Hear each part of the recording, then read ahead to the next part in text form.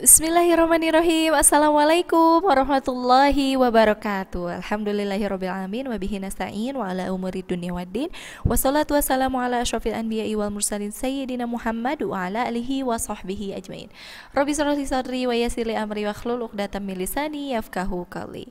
Ya, grade 8 bertemu kembali dengan Ustazah Adiba pada materi Sistem Peredaran Darah Manusia.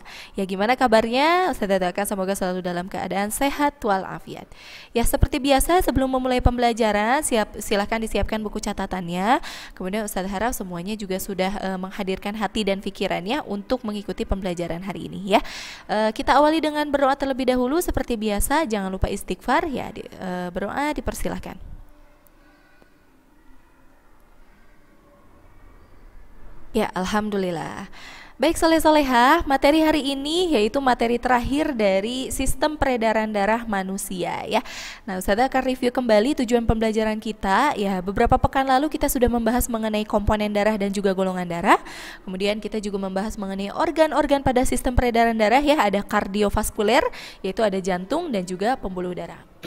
Nah, pada kesempatan ini Ustazah akan membahas mengenai dua materi lagi, yaitu mengenai peredaran darah manusia, mekanisme peredaran darah manusia, dan juga penyakit ataupun kelainan pada sistem peredaran darah manusia ya. Oke, mudah-mudahan semuanya sudah siap. Nah, baik, untuk materi mengenai peredaran darah manusia, Ustazah akan bahas dulu secara umum ya. Jadi manusia itu punya ciri khas. Nah, berbeda dengan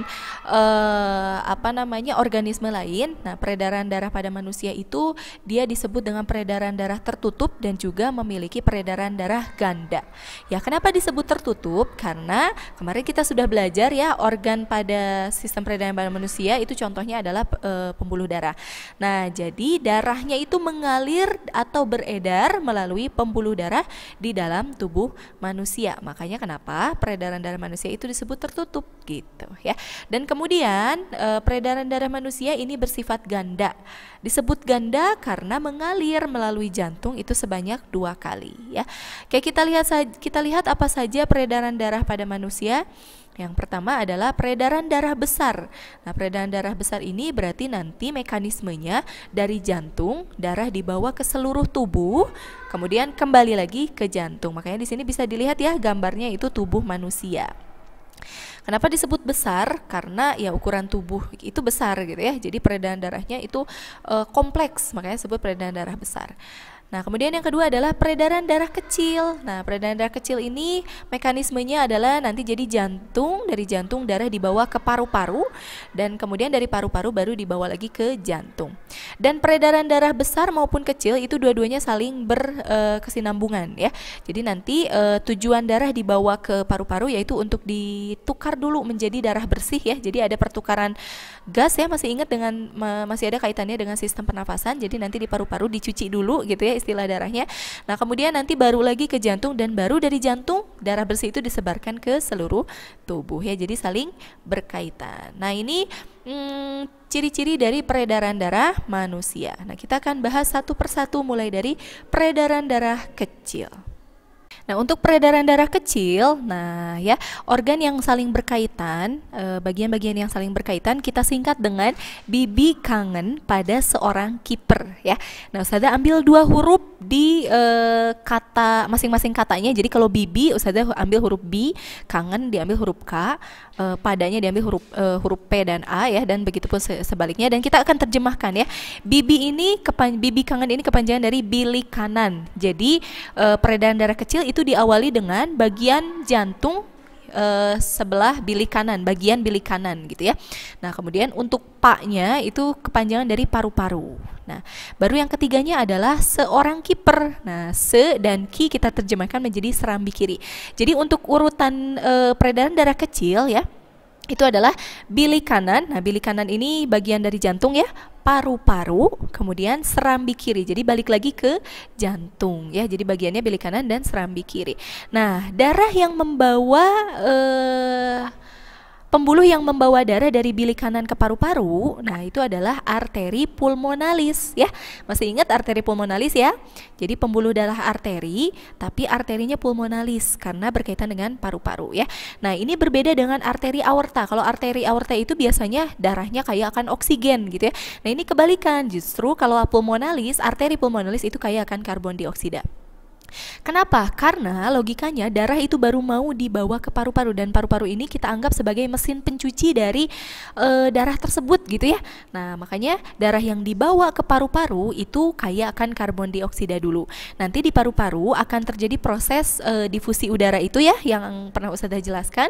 Nah, nanti barulah darah yang bersih yang sudah diproses dari paru-paru itu dibawa oleh vena pulmonalis ke serambi kiri, ke jantung lagi ya.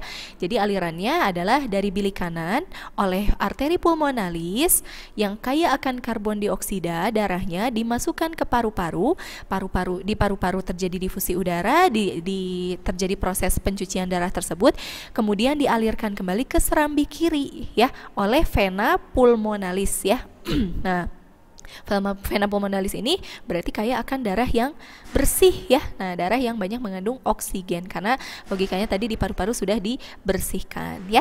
Oke, ini adalah mekanisme peredaran darah kecil. Sekarang kita lihat bagaimana prosesnya terjadi. Nah, ini poin 1 ya. Tadi poin 1 itu adalah bilik kanan ya. Nah, bilik kanan. Nah, ini dari bilik kanan darahnya ya. Kita mulainya nggak dari serambi ya, dari bilik kanan. Ya, kita lihat alirannya. Nah, bilik kanan ini masuk ke sini ya, masuk ke kedua paru-paru atau tadi yang membawanya adalah arteri pulmonalis ya. Nah, jadi ini yang bawa darahnya nih ke sini, arteri pulmonalis masuk ke paru-paru. Kemudian poin 2 tadi, poin 2 adalah paru-paru ya. Nah, jadi ini paru-paru nih nomor 2. Dan nanti terakhir itu masuk ke poin ketiga yaitu serambi kiri ya. Nah, ya. Nah, bisa dilihat ya, setelah ke paru-paru dia masuk ke sini, ke serambi kiri. Ya, jadi proses dari peredaran darah kecil adalah dari bilik kanan masuk ke paru-paru, masuk ke serambi kiri ya. Nah, darah yang dari bilik kanan ke paru-paru itu dibawa oleh arteri pulmonalis, dan darah yang dibawa dari paru-paru ke serambi kiri itu adalah vena pulmonalis ya. Nah, ini dia peredaran darah kecil, mudah-mudahan bisa dipahami ya. Oke, berarti alirannya dari jantung ke paru-paru ke jantung, tapi spesifik, jadi jantungnya tuh bagian apanya ya. Oke, kalau sudah paham sekarang kita lanjutkan ke peredaran darah besar ya.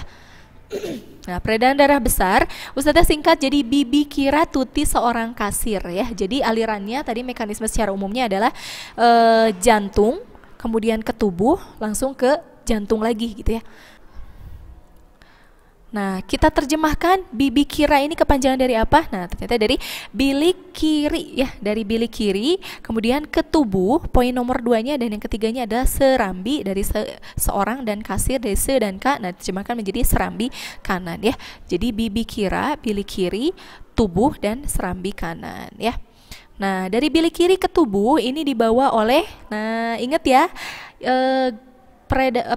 pembuluh darah yang membawa darah meninggalkan jantung untuk ke tubuh itu adalah arteri besar atau kita kenal dengan arteri aorta ya, yang kaya akan oksigen. Dan dari tubuh ini dibawa oleh vena cava ya. Nah, vena besar ya, dari tubuh ke jantung, masih ingat pembuluh balik ya. Nah, pembuluh balik ke jantung ini adalah vena cava yang kaya akan karbon dioksida ya. Nah, sekarang kita terjemahkan lagi. Nah, untuk vena cava ini kan membawa darah dari bagian tubuh ke jantung. Nah, sedangkan bagian tubuh itu dibagi menjadi 2. Nah, ada bagian kepala dan juga lengan. Nah, ini kita sebut dengan bagian superior. Superior itu berarti bagian atas ya, jadi kepala dengan lengan. Dan satu lagi itu ada inferior, yaitu bagian tubuh ya, bagian badan. Nah, dengan tungkai. Nah, ini adalah inferior. Jadi vena cava ini dibagi menjadi 2. Ada vena cava superior, ada vena cava inferior. Superior untuk yang bagian tubuh bagian atas, dan inferior untuk tubuh bagian bawah ya. Nah, sekarang kita lihat mekanismenya. Oke, ini secara umum ya. Nah, yang pertama tadi bilik kiri ya. Bibi kira Tuti seorang Nah, tadi apa terjemahan? Tuti seorang kasir ya. Nah, dimulai dari bilik kiri dulu. Nah, bilik kiri ini ya, dari jantung. Nanti dari bilik kiri, nah ini akan dibawa ke tubuh gitu ya, dialirkan ke tubuh. Nah, ini bagiannya dulu ya. Dialirkan ke tubuh, ada tubuh bagian atas, ada tubuh bagian bawah ya. Nah, baru nanti masuk lagi ke serambi kanan alirannya ya. Jadi bilik kiri, tubuh bagian atas dan tubuh bagian bawah, dan ke serambi kanan. Nah, untuk yang membawanya sekarang ya, yang membawanya itu adalah kalau dari bilik kiri ya ke bagian tubuh, berarti dari jantung ke tubuh, yaitu arteri besar ya, atau arteri aorta atau pembuluh nadi ya. Nanti akan disebarkan ke tubuh bagian atas dan tubuh bagian bawah. Nah, nanti dari bagian tubuh dari tubuh bagian atas dan tubuh bagian bawah itu dia akan dibawa oleh vena cava. Cuman kalau vena cava itu kan dibagi dua ya. Jadi ada vena cava superior, ada vena cava inferior. Berarti kalau yang superior nanti yang mengangkut darah dari tubuh bagian atas masuk ke paru-paru, dan vena cava inferior itu nanti yang akan mengangkut darah dari tubuh bagian bawah ke jantung ya, ke paru-paru, ke jantung ya. Nah, itu dia untuk mekanisme peredaran darah besar ya. Jadi yang warna kuning ini menunjukkan bagiannya, kemudian yang warna merah yaitu dan warna biru ini adalah pembuluh yang akan membawanya ya. Oke, singkatnya mungkin alirannya masih sama ya. Jadi jantung paru-paru jantung atau jantung tubuh jantung. Hanya bedanya itu adalah kita harus tahu jantungnya itu bagian mana. Nah, bilik kanan kah, serambi kiri kah gitu ya, atau bilik kiri kah atau serambi kanan kah ya. Nah, silakan dibaca kembali ya. Nah, oke.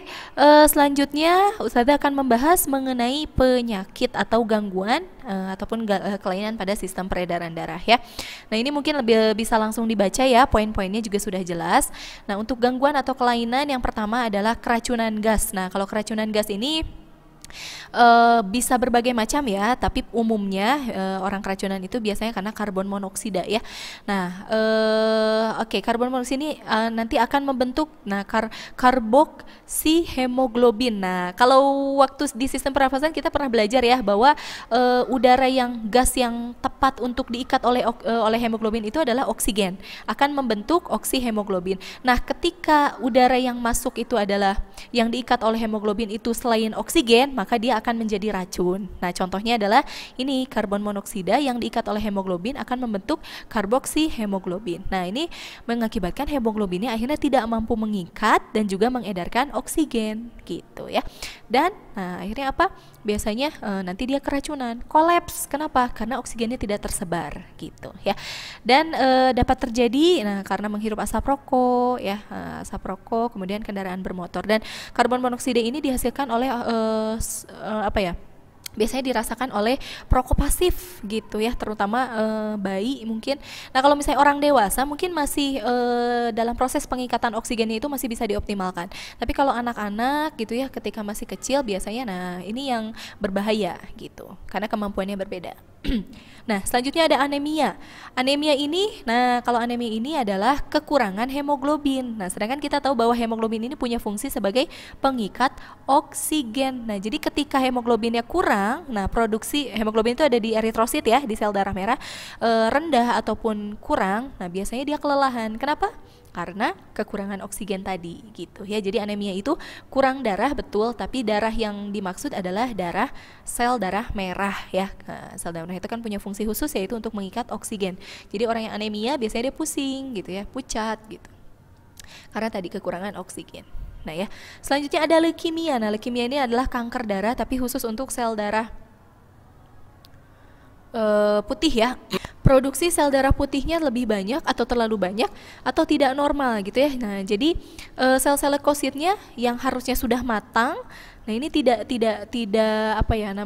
berkembang. Nah, sedangkan kita tahu bahwa sel darah putih itu fungsinya adalah untuk imunitas tubuh. Maka ketika sel darah putihnya kelainan, terjadi gangguan, maka fungsi imunitas tubuh pun akan terganggu ya. Nah, dapat mengganggu bisa mengganggu produksi sel darah merah dan juga trombosit. Nah, sehingga menyebabkan, jadi ini efek sampingnya ya, ketika leukemia itu bisa mempengaruhi efek penyakit yang lain. Nah, jadinya ini ada anemia dan juga hemofilia ya. Apa itu hemofilia? Nah, Ustaz sudah pernah bahas ya, hemofilia itu adalah darah yang sukar membeku. Nah, ini biasanya karena kurangnya trombosit. Jadi optimalisasi trombositnya tuh kurang gitu ya. Produksi trombositnya tuh kurang. Nah ya, jadi apa yang terjadi karena trombosit itu tuh fungsinya untuk pembekuan darah, maka ketika trombositnya terganggu, maka proses pembekuan darah pun akan terganggu, makanya darahnya biasanya sukar membeku. Dan hemofilia ini adalah penyakit genetis ya, jadi diwariskan dari orang tua gitu. Nah, selanjutnya adalah tekanan darah tinggi atau hipertensi ya. Hipertensi itu berarti berkaitan dengan tekanan darah yang dilakukan oleh jantung. Jadi jantung itu ketika memompa atau kita sebutnya sistol. Nah, sistol itu harus menghasilkan 120 gitu ya, 120 mm hektogram, dan juga diastolnya itu 80 ya, 80 mm per hektogram. Nah, kalau hipertensi berarti lebih tinggi dari yang dibutuhkan, dari 120 per 80. Nah, ini dia terlalu tinggi gitu, bisa mencapai 150 sampai dengan 90. Nah, apa yang terjadi? Nah, biasanya otot jantungnya akan bekerja lebih keras. Nah, akhirnya menyebabkan membesarnya. Nah, akhirnya menyebabkan bilik kirinya terganggu gitu ya. Nah, kondisi ini juga dapat mengakibatkan gagal jantung ya, karena tadi kembali lagi jantungnya bekerja lebih keras, dan pendarahan di otak, bahkan sampai pecahnya pembuluh darah. Kenapa? Karena tadi tekanan darahnya yang harusnya 120 per 80 ini di atas itu gitu ya. Jadi dipaksa lebih keras, akhirnya berbahaya ya. Seperti itu. Jadi lebih ke tekanan ya, tekanan darah. Nah, kemudian ada aterosklerosis dan arteriosklerosis. Ini ada dua penyakit yang berbeda ya. Yang pertama adalah aterosklerosis, yaitu penumpukan lemak pada pembuluh darah arteri. Jadi di arteri itu kandungannya harus sesuai ya. Nah, tapi ketika biasanya ini orang-orang gemuk, nah ini terjadi pada orang-orang gemuk. Nah, kandungan lemaknya yang tidak normal itu bisa masuk ke dalam pembuluh darah dan menyebabkan penyumbatan. Nah, bedanya dengan arteriosklerosis. Nah, kalau arteriosklerosis itu penimbunannya bukan oleh lemak, tapi oleh zat kapur atau kalsium. Ya, tapi dua-duanya sama ya, di arteri, pembuluh darah arteri. Cuman tadi kalau aterosklerosis itu oleh lemak, arteriosklerosis itu oleh zat kapur ya. Nah, dua-duanya menyebabkan penyumbatan pada pembuluh darah dan bisa sampai akhirnya pecah. Nah, ini yang berbahaya gitu ya. Nah, tadi ada hipertensi. Kalau hipertensi itu di atas 120 per 80 tekanan darahnya. Sedangkan kalau hipotensi, nah hipotensi itu kebalikannya, berarti tekanan darahnya rendah ya. Sistol atau pompanya tadi ya, ketika darah dipompa itu disebutnya sistol. Nah, itu kurang dari 120, dan tekanan diastolnya itu dia di bawah 80. Nah, ini berarti berbahaya. Nah, kemudian efek sampingnya apa ketika kita mengalami hipotensi ya? Kalau tadi hipertensi karena jantungnya bekerja lebih keras, maka bisa jadi otot jantungnya menjadi pecah gitu ya, bagian bilik kirinya, ataupun bisa juga menyebabkan pecah terhadap pembuluh darah. Nah, kalau misalnya pada hipotensi berarti karena jantungnya nggak dipakai bekerja secara maksimal, maka bisa jadi lemah jantung. Nah, kemudian nanti berefek stroke karena aliran darah ke bagian sel-sel tubuhnya kurang optimal ya. Jadi kekurangan pasokan oksigen, dan juga biasanya tubuhnya menjadi lemah ya. Nah, selanjutnya adalah penyakit yang terakhir yang Ustazah tuliskan di sini, sampaikan di sini, adalah penyakit varises. Nah, varises ini adalah pelebaran pembuluh darah, dan pembuluh darahnya itu pembuluh darah vena. Kita tahu bahwa vena ini punya banyak katup ya, karena dia pembuluh darah balik, sehingga darahnya, gimana caranya biar darahnya itu nggak kembali lagi ke tubuh. Nah, sedangkan kalau varises ini, katup pada venanya itu tidak berfungsi dengan baik. Nah, sehingga menyebabkan aliran darah ke jantung itu terganggu ya. Nah, penyebabnya bisa jadi karena berdiri terlalu lama, bisa jadi karena obesitas dan juga kehamilan ya. Jadi karena optimalisasi terlalu optimal gitu, bekerjanya tuh terlalu dipaksakan sehingga pembuluh darahnya juga terganggu. Tapi kalau varises mungkin lebih fokus kepada vena dan katup venanya tadi gitu ya. Oke, ini dia gangguan dan juga kelainan pada sistem peredaran darah. Sebetulnya masih banyak sekali di luar sana ya mengenai gangguan dan juga kelainan. Kita bisa diskusi di luar materi hari ini. Jadi silakan Ustazah senang apabila memang ada yang mau mengajak Ustazah berdiskusi, silakan kontak Ustazah ya. Kemudian kalau ada hal-hal yang memang belum bisa dipahami atau ada materi yang masih bingung, nah silakan ditanyakan kepada Ustazah ya. Oke, untuk materi sistem peredaran darah sudah selesai, alhamdulillah ya. Mudah-mudahan mudah-mudahan bisa dipahami dengan jelas dari awal sampai dengan akhir materinya. Silahkan dibaca ulang lagi, dicatat ulang lagi materi-materinya, dipahami ulang lagi. Ya, harapan Ustazah mudah-mudahan kalian bukan hanya sekedar paham ilmu yang Ustazah sampaikan, tapi juga bisa dipraktekkan untuk senantiasa menjaga kesehatan tubuh kalian ya. Oke, terima kasih. Ustazah tutup. Mohon maaf apabila masih banyak kekurangan. Wabillahi taufiq wal hidayah. Assalamualaikum warahmatullahi wabarakatuh.